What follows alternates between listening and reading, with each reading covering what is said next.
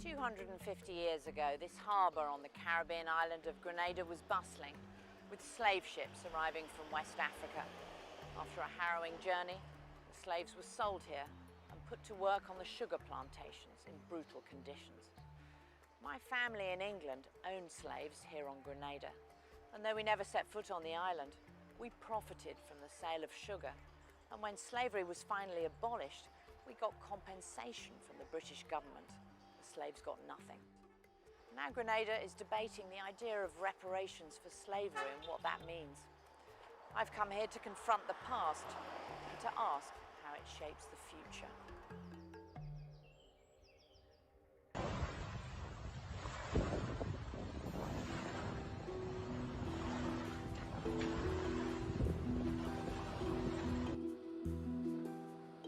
I felt apprehensive as we began exploring Grenada, not knowing what I'd discover or how my quest to unearth the past would be received. One of the things that the British government asked for was for the planters to say how many slaves they owned and to make a record of how many were born, how many died each year. So Grenada actually has some of the best records. Nicole Phillip Dow is my guide. She's a historian, an official at the University of the West Indies, and vice chair of Grenada's National Reparations Commission on Slavery. We begin our journey by looking at University College London's database of slave ownership in the British Caribbean. So, should we see what happens if I type in my name? Let's have a go with it. All right. It's gonna... Trevelian. Okay, and then let's put Grenada. Let's see what it's going to come up with. Good heavens. We have Reverend George Trevelian, Harriet Trevelian, John Trevelian. So this is showing us that my ancestors owned what looks like hundreds of slaves on Grenada, on the Tempe estate, the Simon estate, the Rucan estate, Lassages, five different estates, yes. My relatives owned hundreds of slaves and received thousands of pounds in compensation when slavery was abolished in 1834. Yes. The sort of diseases that would have been around. Once we knew the names of the plantations where my ancestors owned slaves, Nicole showed me the records from those very estates. That's the deaths again. This one is actually the Boucherjou estate, and this record is 1817. So that's when my family owned slaves on Boucherjou? On Boucherjou estate. So it says these are the annual increase and decrease of the slaves on the Boucherjou estate in the parish of St. George. And then it goes on to show by death how many died. Look how many slaves died. And this one is interesting. This is Alexander. He's only 1 year old. He's black. Creole, meaning that he would have been born in the Caribbean. He dies of obstruction of the bowels. So a 1 year old? A 1 year old, yeah.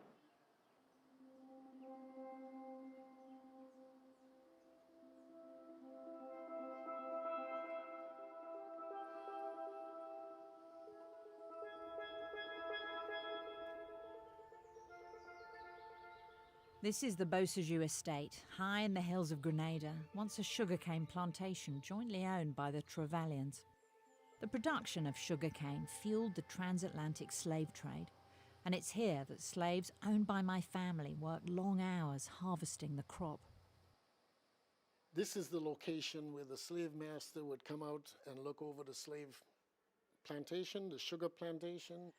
At Boucherjou, I met the second of my guides, the historical novelist D.C. Campbell, who grew up on Grenada. D.C. explained what life was like for the slaves shipped here from West Africa by the colonial powers to harvest the valuable sugarcane. To the left, we would have seen the windmill turning, and those would have the big rollers that would crush the sugar canes. Very dangerous work, because the rollers, when you're feeding the rollers with the sugar cane, if your fingertip gets caught, it's the beginning. Because your finger pulls your hand, and then your hand, your shoulder, and then your entire body. And there are cases of entire bodies being crushed in those machines. There's just not enough time to stop it. So the solution at that time was to have a big machete standing close by, and someone whose job it was to keep an eye on the feeders and the machete. And the minute someone got stuck in those rollers, they would take that machete and chop off the limb. Good Lord. Yes.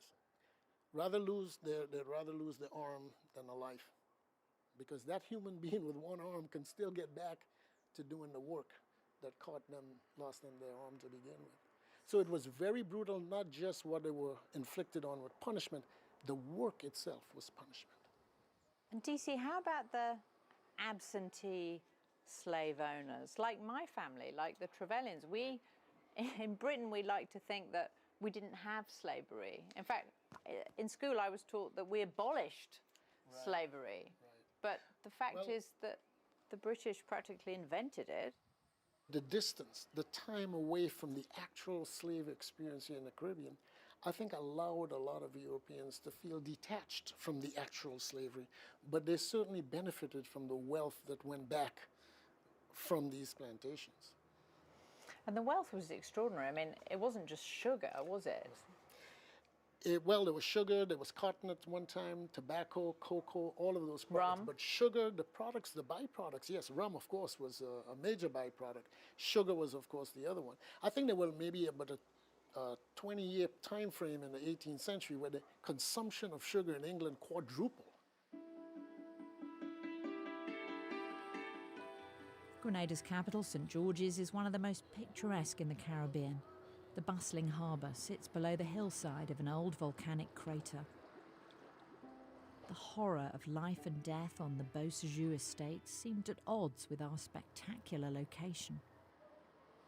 Our journey into the past with both our guides took us next to the north of Grenada, through the lush rainforest, to the Belmont plantation, now a popular tourist destination. But there's no escaping the past. Nicole, can you tell us about these objects?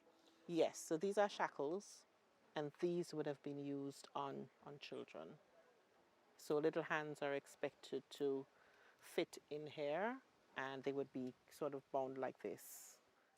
Yeah. And what is this, Nicole? A form of torture. It's a neck collar. So if the enslaved, for whatever reason, was disobedient, this, as you see, it's padlocked. It would be opened, placed around the person's neck, and the moving of your head would have been almost impossible. So this one would be the whip. Notice, because it's plaited leather, it means that whenever you got hit by this, more than likely it's going to tear the flesh.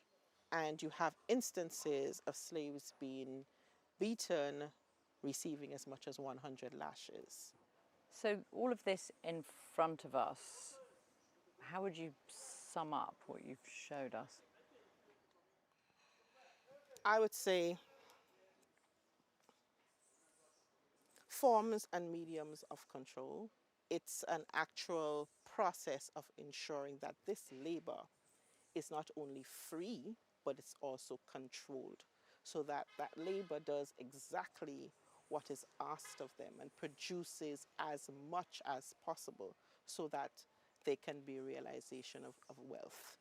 It's making me feel physically sick, the way that you describe that.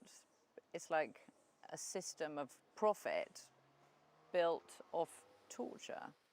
For an absentee planter who has never set foot in one of these islands, were they aware of the brutality of slavery, or were they aware but just turn a blind eye because there's profits coming from this? Or is it that they genuinely did not know the extent of this? It really opens those questions.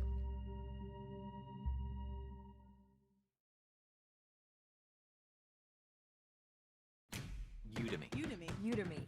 No matter how you say it, it's a leading marketplace for learning and teaching online. around the world. We're helping people achieve their goals. I learned Python and became a software engineer. Udemy can help you start a new career. Or just learn something new. Whatever you want to learn, discover the perfect course for your goal. Udemy. Udemy. Udemy. What have you always wanted to learn?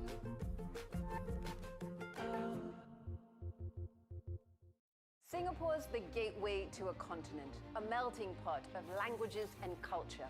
Rich in history, yet relentlessly modern. And it's the perfect home for BBC Newsday. Located in Asia, but connected globally. To the east, the sun is rising. To the west, it's setting.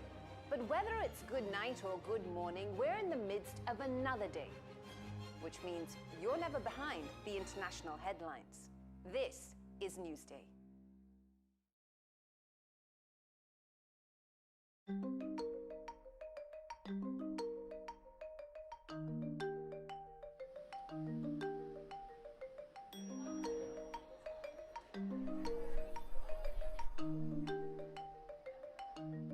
There's an active debate on Grenada about the brutal legacy of slavery and how to make amends for the past.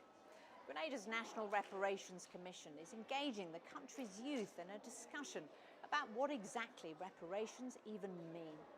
We've come here to this school to find out what the students have to say. So good afternoon again, girls.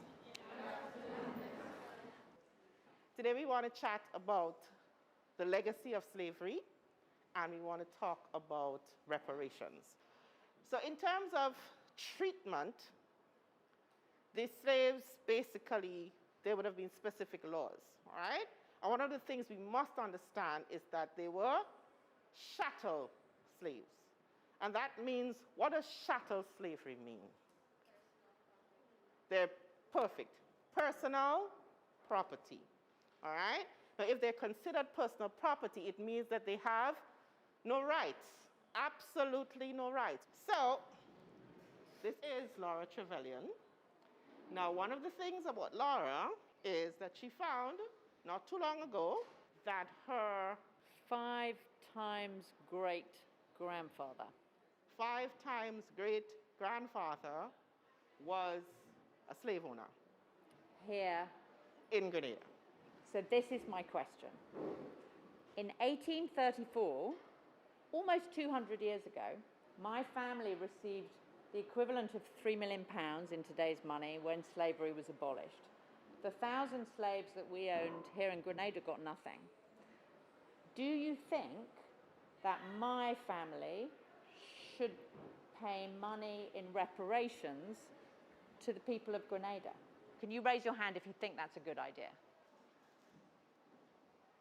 That seems to be unanimous, Yes. Nicole. Can I ask how many of you are descended from slaves? Do you know? I think everybody.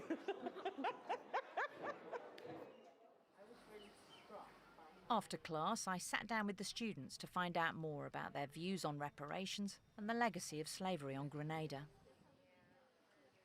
It's not only just in the infrastructure or the systems, but it's also in the mind of everyone, just general Grenadian citizens.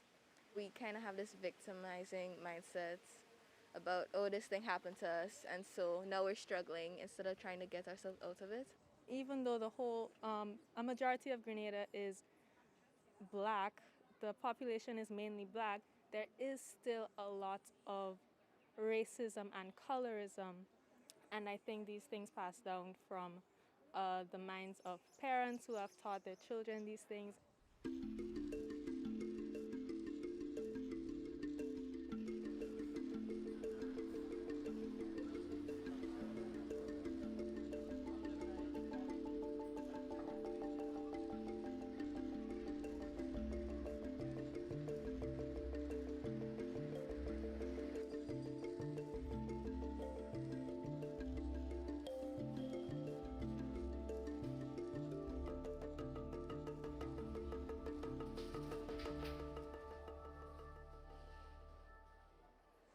Just steps away from the market where the enslaved were once sold is another prompt from the past.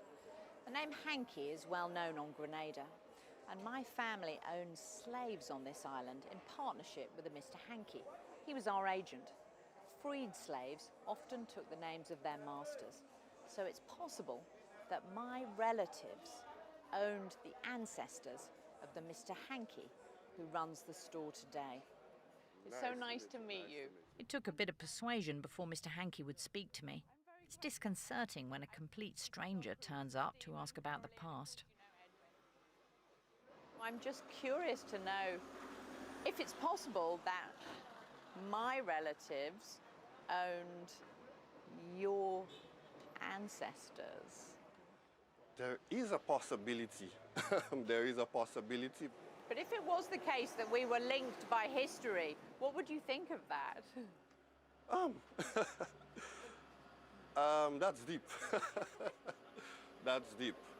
Do you think it's fair that my family got money when slavery was abolished, but the slaves here in Grenada got nothing? No, not at all. It wasn't fair. I believe that the slaves were the hard workers. They are the ones that should really get some form of compensation. There was a lot to reflect on after I'd met Mr. Hankey and the students and seen the plantations. As a schoolgirl, I'd been taught that Britain led the world in abolishing the slave trade. My history lessons glossed over how Britain's empire profited from slavery for centuries before abolition. And the cost of abolishing slavery was staggering. Compensating families like mine for the loss of what was called their property cost Britain's government £20 million in 1834, but the slaves received nothing.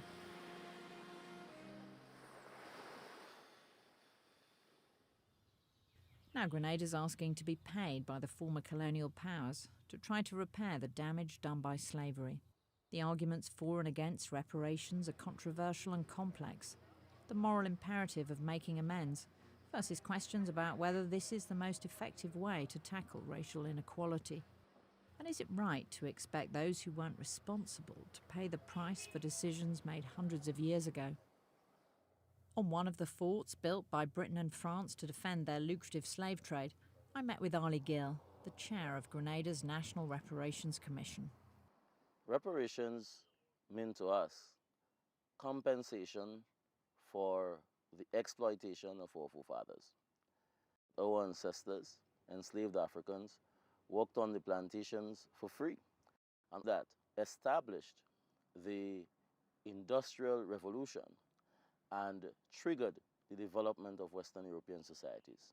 What kind of compensation do you think is appropriate? We believe that it can make significant contribution to eradicating illiteracy. Our forefathers, they were not given the benefit of proper educational institutions, and so our governments have inherited a high illiteracy rate. Our health system, the Caribbean is well known for chronic disease, such as diabetes and hypertension, and it's a direct legacy of the diet that we inherited from the period of slavery. So we believe that the European countries, the former colonial powers, can assist greatly in our healthcare system by transfer of technology and medication and so on and so forth. As calls for reparations grow, Prince Edward and his wife Sophie cancelled a visit to Grenada in April. It was to have been one stop on their Caribbean tour to celebrate the Queen's Platinum Jubilee. There were fears that the royal couple would be met by protests over slavery, as the Duke and Duchess of Cambridge were when they were in Jamaica this March. Caribbean governments want more from Britain than expressions of sorrow over the slave trade. The British government, first of all, must apologize wholeheartedly, and not just the British government. We cannot live out the monarchy. The royal family played a critical role in sanctioning and participating in the slave trade and slavery.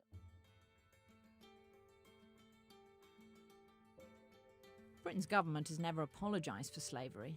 The Foreign Office told this programme that slavery was and still is abhorrent, expressing deep regret that the slave trade could ever have happened. Grenada, meanwhile, is moving forward, taking steps towards reclaiming its past. Streets named after English officials who owned slaves will be renamed for prominent Grenadians.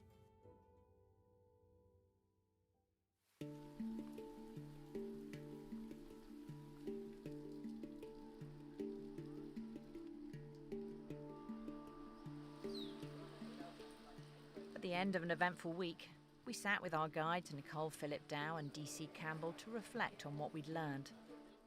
This is Grand Anse Beach, where it all began in 1609, when the British first tried to land and colonise Grenada. The Carib natives repelled the British, only to be invaded by the French. What to you is the legacy of slavery as you sit on Grenada today? Well, the people will never forget. The evidence is all around us. We do have structures, we do have memories, we do have history that we can't walk away from. We know most of the people who live in this island are descendants of slaves from the West African nations. So it's ever present around us. The struggle, the poverty is all part of that. And how about Grenada's relationship with its own history? Would it help? At the moment, there's just that one plaque in the market square, which is a memorial to the enslaved. But apart from that, you don't really know that this was somewhere where the slave trade was so prominent. Do you think that's something that Grenada could do to spotlight its own heritage more? Absolutely. I believe there are lots of opportunities on the island to spotlight those historic places and historic events. There's a lot of room for improvement, I believe. We have slave plantation remnants, the windmills, the boiler houses. Those things, I think, bring to people's memory the struggle that the slaves went through, and I think we need to keep that alive. And what do you think it means that we're sitting here together, you a descendant of slaves, me a descendant of slave owners, able to talk about the tricky subject? I think it's remarkable, and from our first conversation, within minutes, I realized this is something that we can talk about without the emotional, heart-wrenching conversations that you typically will have, that we've reached that point where the descendants of slaves and the descendants of slave owners can actually sit side by side and come up with solutions. I've been thinking a lot during this trip about what, if anything, I might owe to the people of Grenada, an issue I discussed with Nicole Phillip Dow. I've been thinking about my own responsibility, Nicole. I'm thinking that I can persuade family members to try and endow an educational scholarship so Grenadians could study abroad. What do you think about that idea? Excellent idea. Education is the way to go. When you educate one person, it's not just that person, it's the entire family, and by extension, the village and the community. So education for me it's always been a medium of advancement. So I think that's an extremely great idea, exceedingly great idea. But we can't undo the past. No, we can't. We can't. It's learning to accept that it happened, but how do you deal with it now that you've come to terms with the fact that this is what has happened? And education for me is one of the ways that you can repair that damage. The devil slave master Jab Jab is a reminder of Grenada's not-so-distant past. Come it down! Come it down! Come it down! He's a prominent character during Carnival, representing the freed African slaves who mock their former oppressor.